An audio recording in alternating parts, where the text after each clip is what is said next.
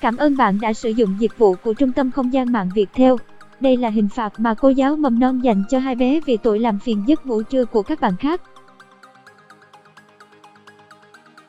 Mới đây, một đoạn clip đã gây phẫn nộ dữ dội trên mạng xã hội cho thấy một bé trai đang nằm giữa sân trường dưới trời nắng, đứng bên cạnh là một bé gái đang cầm chiếc tranh với khuôn mặt cam chịu.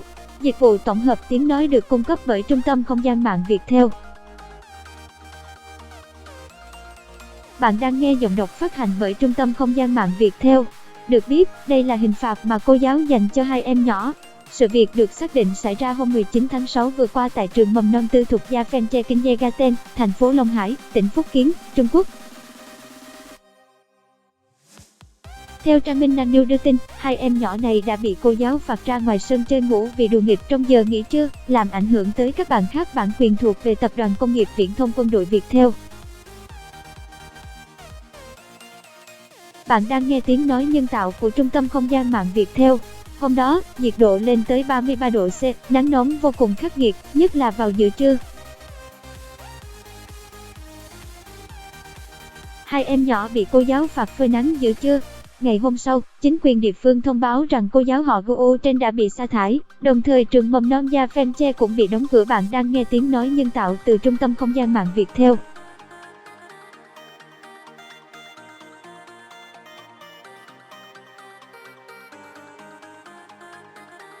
Dù chỉ là một khoảng thời gian rất ngắn nhưng đây vẫn là một hình phạt quá dã man và khắc nghiệt dành cho những đứa trẻ lứa tuổi mầm non.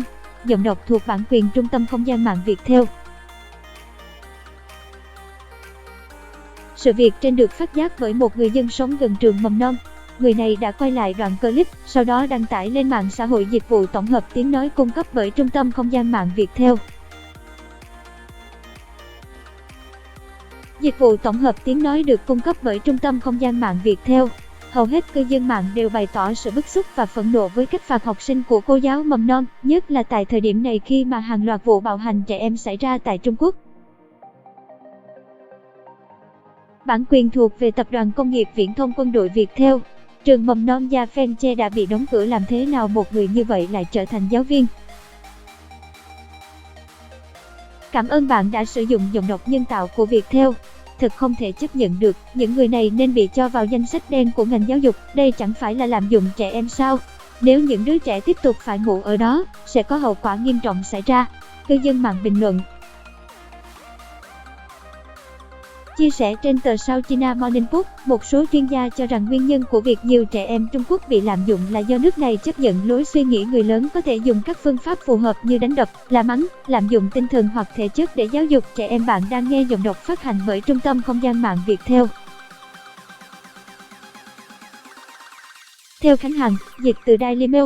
Khám phá, cảm ơn bạn đã tin tưởng sử dụng dịch vụ tổng hợp tiếng nói của Trung tâm Không gian mạng Viettel.